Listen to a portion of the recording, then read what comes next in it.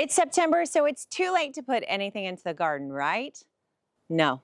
There is so much you can plant this month, and I'm going to show you everything we're putting into our garden, our clients' gardens, so that you can do the exact same no matter where you're growing. If you've read my book, Leaves, Roots, and Fruit, you know I love to divide plants this way because it really helps simplify the process of picking what to plant and also gives you a warning in advance of how hard this plant will be to grow, how long it will need to be in the garden.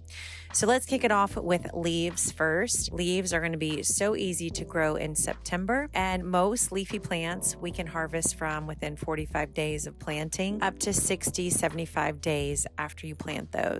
And this first set can all be planted from seed put directly in the garden. So spinach, arugula, any kind of romaine lettuce or spring mix, all those lettuces can be direct seeded into the garden in September. You'll be able to harvest little small leaves from these plants within about 45 days, and you'll get to harvest from these again and again for 60, 65, 70, 75 days. Most of these plants will make it through the cold and frost, but they won't last if it gets really, really cold for a long time in the low 20s or even the upper 20s. So you want to plant these now and get some good harvest, and then you can cover these up if there is a chance of frost to help the plants last longer. More leaves that you can grow this season would be Swiss chard and kale. These are biennial plants, so they're actually going to last a little bit longer than those lettuces. They've got what we call Savoy leaves, bumpy leaves, and that gives them a little bit more tolerance of cold weather and frost and ice, and makes them super great plants to plant right now because you'll get to enjoy them for a very, very long time. All right, so all those lettuces plus cilantro, dill, parsley, kale, and Swiss chard. And then, of course, there are chives. Chives are such a good steady herb. I don't think there's a season besides like deathly cold when chives don't thrive. So chives can go into the garden pretty much anytime, but especially now, they'll do great. Let's move on to the root crops. We have first the root crops you can start from seed, and that's going to be carrots and beets and radishes.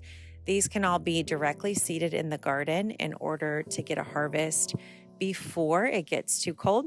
So especially your radishes, if you plant those now, you'll be able to harvest within 45 to 60 days.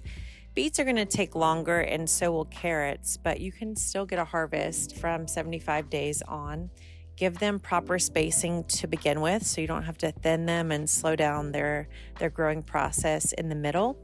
And give these more sun than you do your leafy plants. More root crops that you can grow are in the amaryllis family. You've got garlic and onions. So garlic is perfect. In fact, the time to plant garlic is either this month or next if you're in the northern hemisphere. And garlic needs to be planted by cloves. And those cloves are going to take a long time, so you might get some garlic greens before we get to the end of the year. But for most of us, that garlic's just going to sit dormant until it starts to sprout in early spring and then give us a summer harvest next year. Onions are the same. If you're in a warmer place, you might be able to get onions before the end of the year.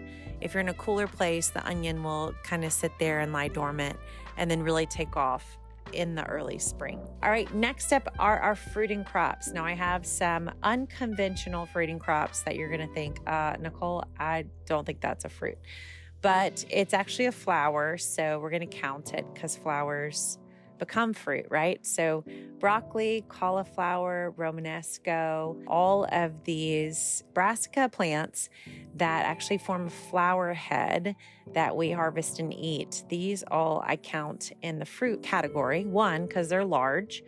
2, because they take over 90 days. And 3, because the part you're eating is not the leaf or the root. You're eating the flower. The easier fruit to grow in September is sugar snap peas, snow peas, and fava beans. These you can plant directly by seed into the garden. These are super easy to grow. You grow them right up a trellis if you're using the vining style, and you'll be able to get a harvest in about 75 to 90 days. All right, you've seen all the things that we planted in our gardens over the last few weeks that we're going to grow through September and October, even into November and December. So whether you're in a cool place, a warm place, or somewhere in between, there's something you can put into the garden this season that can last you for months to come. If you want to get the dates for when to plant all the things in your garden, you got to check out the Gardenary calendar. You can get it at gardenary.com/calendar, or we'll put the link for it right below this video. Thanks so much for watching the Gardenary channel. Be sure to hit that thumbs up. Tell me what you're going to plant where you live in September in the comments below. And then, subscribe if you're into that kind of thing. I'll see you next time.